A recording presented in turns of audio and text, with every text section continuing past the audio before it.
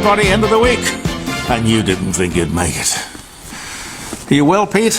Yes, very well. Peter Clayton is with me behind the camera. I'm Jeremy Cordeaux. Welcome to The Garage, the Court of Public Opinion on Facebook and, of course, on podcast. Wherever you get your podcast from, I hope it'll become a favourite of yours and that you'll follow us. We do Monday, Tuesday, Wednesday, Thursday and Friday, a new Court of Public Opinion every single day of the working week. And there's still more than enough to cover. Hey, we could do 7 days a week. Could? No, I won't.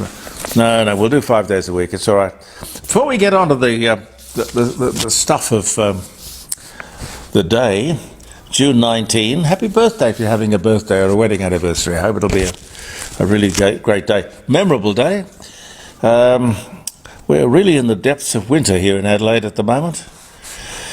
June 16, 1903, on this day, Ford Motors, under Henry Ford, incorporates. So it wasn't really a company before this day. So happy birthday, Ford, wherever you are in the world, and they are just about everywhere. And Pepsi Cola, that's interesting, on the same day, incorporates. So Ford Motors and Pepsi Cola, happy birthday to you both. 90-year-old US cosmetics company Revlon files for bankruptcy, blaming supply issues and rising costs. This day, last year, 1 year from today. How could Revlon go bankrupt? Wow. 1884, the first roller coaster, Coney Island in New York, was set in motion. 1884. The film Grease opened, starring John Travolta and Olivia Newton-John, based on the 1971, I think it would have been, wouldn't it? 1971 musical. Robert Stigwood, Robert Stigwood Organisation, RSO, Adelaide boy, Robert Stigwood. I met him a few times here. He was a great friend of 5DN. Very, very nice man, Robert Stigwood. He was the man behind the film Grease. 78 was the year. John Travolta and Olivia Newton-John. 1942, Alan Howling Lord. Oh, yes, I remember him. Do you remember, he was the politician, the British politician, who was the leader of the official monster raving loony party. I love it. The monster raving loony party. He was born in Surrey on this day in 1942. Wherever Alan Howling Lord Hope is these days, I have no idea. I don't suspect he's still in Parliament. George Reeves, the American actor, does that name ring a bell? Adventures of Superman. He was also in Gone with the Wind. He played the part of a Confederate soldier, I think. A very small part, but memorable because of his future years and on the small screen. He kills himself. He was only 45. He suicides. Superman couldn't kill himself. Ridiculous. Anyway, 1959 was the year that this happened. The first US airplane was sold commercially by Glenn Curtis. It sold for $5,000 in 1909. Geronimo. Hey, Pete, we've got a picture of Geronimo. Yes. We should show that. Geronimo, Apache leader and resistance fighter. He was born in Cannon, Mexico. He died in 1909. He was born in 1829. Geronimo. Why do they yell Geronimo when they jump out of an aeroplane? No idea. Very weird, isn't it? Yeah. Geronimo! Psycho, psychological horror film directed by Alfred Hitchcock, starring Janet Leigh and Anthony Perkins and Vera Miles, opens in New York City. Too much controversy. The year was 1960. Sir Thomas Mitchell, as in the Mitchell Library in Sydney, Australian explorer, died 1855, born 1792. William Lawson, British Australian surveyor who explored. Oh yes, well he is William Lawson, Blaxland, Lawson and Wentworth, or Lawson, Blaxland, you know, the guys who went over the Blue Mountains, the explorers, opened up Australia. Really, he died at the age of 74. 1850, opened up the Blue Mountains. Stan Laurel, the English comedian, Laurel and Hardy, he was born in 1890, he died in 1965, and British singer Rod Stewart, 62. Weds model Penny Lancaster, who was 36, in a cloistered medieval abbey in 2007. Wow. Oh, and Catherine Graham. Oh, we used to talk to Catherine. Catherine Graham was the head of the Washington Post. In all those Watergate days, she stood by her journalists who were rocking the boat. Boy, were they rocking the boat. You couldn't write all that stuff and speculate about the President of the United States. You know, can you imagine? Because it's a fascinating story. If ever you get to hear the story about Catherine Graham, her husband was the head of, he owned the Washington Post. And for some reason, he killed himself. And she had small children. She knew nothing about running a newspaper. She stepped up and did it brilliantly. And when these guys came to her and said, we've got this fantastic story, expose, Watergate,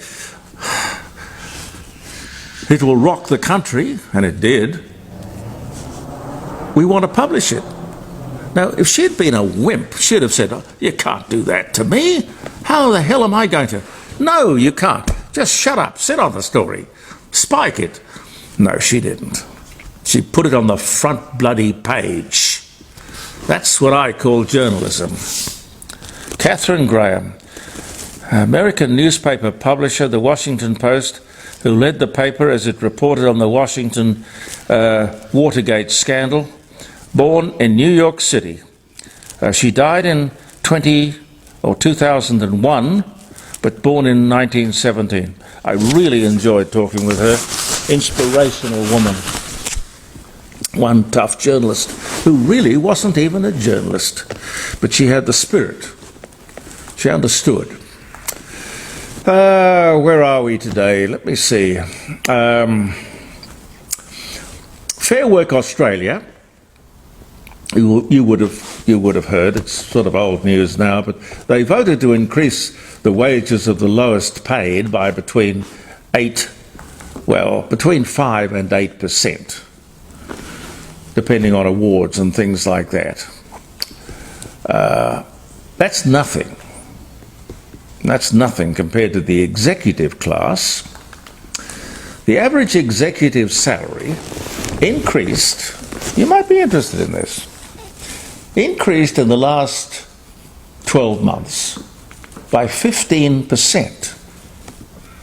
This is just the average. Very quietly. Managing directors, on average, recorded increases of up to 19%. 19%. The whole thing, whether it's 5% or 19%, is of course inflationary. The great evil, the cancer of the currency. So if you're serious about one thing, you can't not be serious about the other. In any case, I don't think anybody, anywhere in the pecking order, should get any more money unless he or she shows more productivity. Productivity, which means one either has to work harder or longer or produce more widgets or whatever. Productivity. Productivity. It should be, as it really in practical terms is, the only yardstick, the only justification. I want more money because I'm worth more money. That's simple. I wondered when this would start, and it has. Seat belts in buses. I have no idea how practical that is. Some buses are already fitted with seat belts. The problem is that there are no national bus regulations. Coaches are treated differently. A lot depends on how many seats the vehicle has.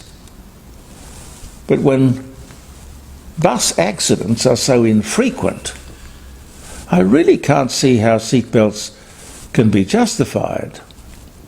There are also infrequent train crashes, derailments and mishaps. I've never heard anyone suggest seatbelts for passengers on trains. Can you imagine legislating that? I mean, forcing bus operators to retrofit tens of thousands of buses on Australian roads? I can't imagine it. If you're looking to pass legislation in the interest of saving lives on our roads, the first thing you would do would be to ban motorcycles. Ever ridden a motorcycle, Pete? Yes. What did you think? I loved it, but You're still with us. I only had one for about 6 months or something. I personally believe that they're the most dangerous means of transport. I think they are you are as good as dead transport option, frankly. But you know what they call people who ride motorbikes, Pete? Temporary Australians. Temporary Australians. Temporary Australians. You'd save an awful lot of lives by banning motorcycles and probably bicycles than you would by forcing bus operators to put in seatbelts. Just a thought. You may have a completely different opinion. I wish I was on talk radio because we would discuss this at length.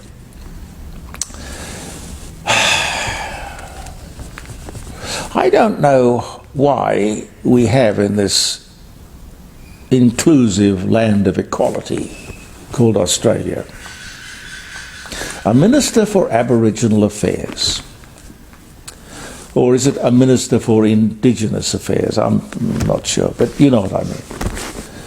We do not have a Minister for Caucasian Affairs or a Minister for the many people from Europe affairs, a Minister for European Affairs or India or China. Why do we have a Minister for Aboriginal Affairs? Isn't that rather racist? Well, it's not rather racist, it is racist. Which of course brings me to The Voice. Linda Burney, the Minister for Aboriginal Affairs, is reported here as having a go at the No campaign and the No campaigners. Her argument, or annoyance, brought on, I guess, because the Yes campaign is falling behind in the polls, and so it should, because it will achieve nothing. It won't close the gap, but it will complicate what is already pretty complicated. It will cost money and do no good. That, of course, is my opinion. Now, she accused the No campaign of adopting Trump-style tactics, whatever Trump-style tactics are. But, Minister, if you mean irrational and crazy, well, you don't have to look too far from the Yes campaign to find all of that and a lot more. Rambling nonsense, if you ask me. But then again, I like to have an opinion, and I know you like to have an opinion. And Pete, your opinion? I'm voting no, don't worry about that. Yeah. You got another a note from Jacinta Price. Yes. You guys having a relationship back there. Well, I'm in awe of her. I think she's a great lady, yeah. And Warren Mundine, too, is a very smart guy. This latest... The latest letter? was basically saying, someone in the Yes campaign has said they're talking too much Basically, they're shooting themselves in the foot. No, look, I don't know. They're talking rubbish. I don't mind if people talk too much as long as they talk sense.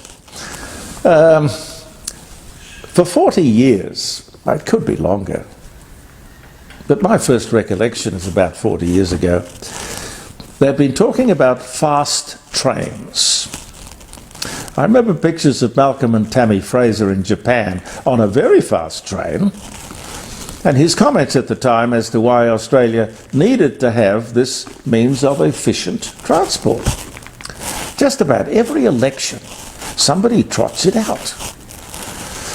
I discovered the other day that we have spent over $159 million on surveys, scoping, and field work, whatever that is, field work.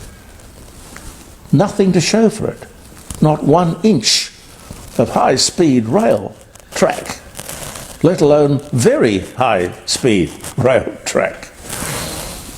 Keep in mind, leaving Japan to one side, China keeps rolling out thousands of miles of very high-speed rail every year. We keep talking and debating, doing surveys, I suppose, I don't know, doing nothing really. Well, these other countries, recently regarded as backward or third world, way ahead of us.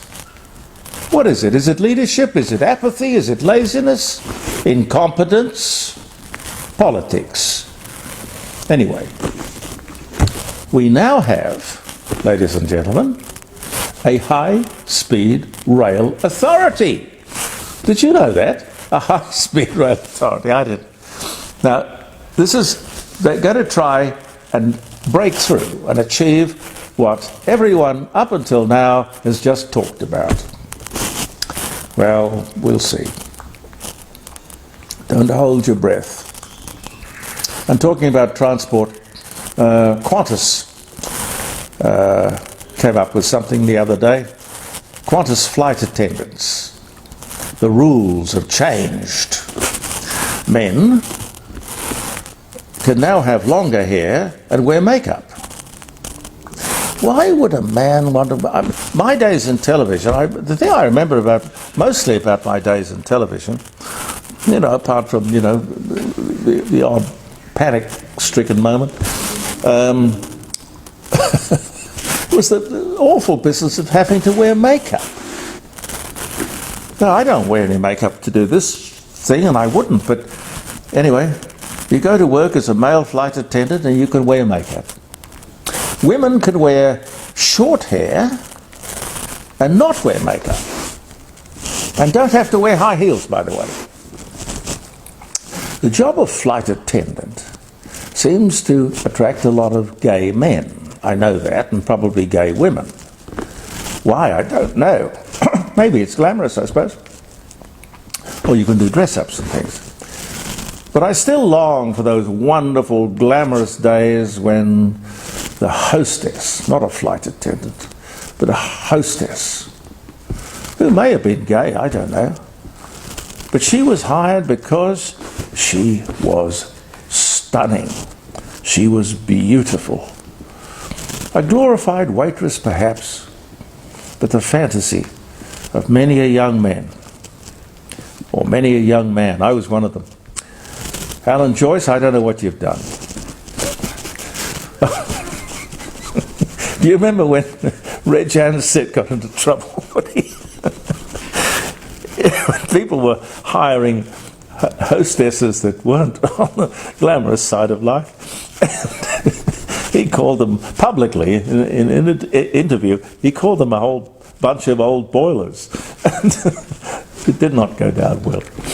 Now, look, I think women have this wonderful area of fantasy in men's minds, and they should keep it. Have I got time for one more, Pete? Yes.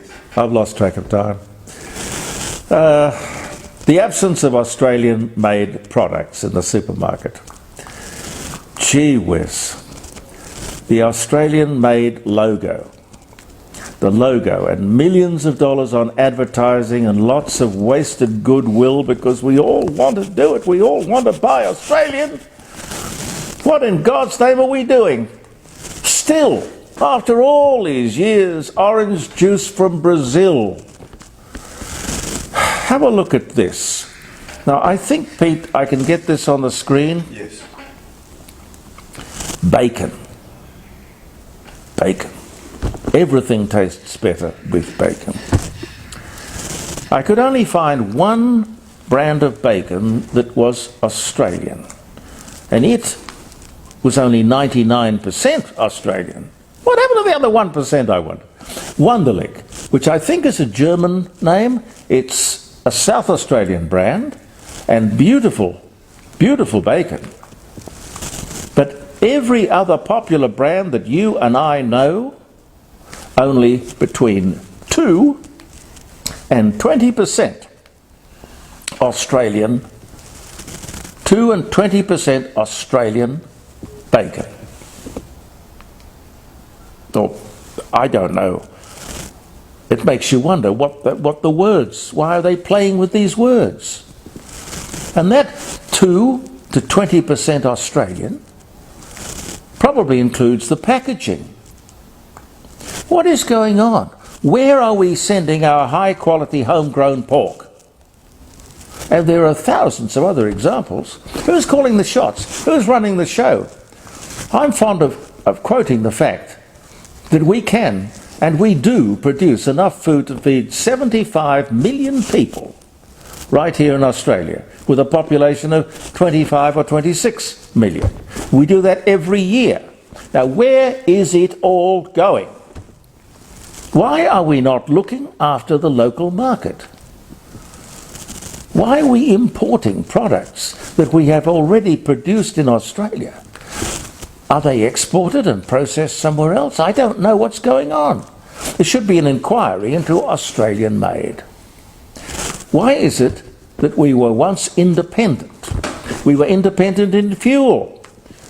We had refineries that produced everything that we needed. Now we've got maybe a 30 or 60 days supply if we're lucky. What do we do after that? Why would we allow ourselves to become vulnerable? Why do we elect governments that allow us to become vulnerable? Having to import our food and fuel and just about everything else when we were so wonderfully proud of everything that we made, which was just about everything. Should I wrap it up, Pete? I should, okay. Have a lovely weekend. Take very good care of yourselves. If you're driving, drive carefully. I'm Jeremy Cordo. Peter Clayton and I will be back on Monday. Believe in yourselves, and goodbye for now.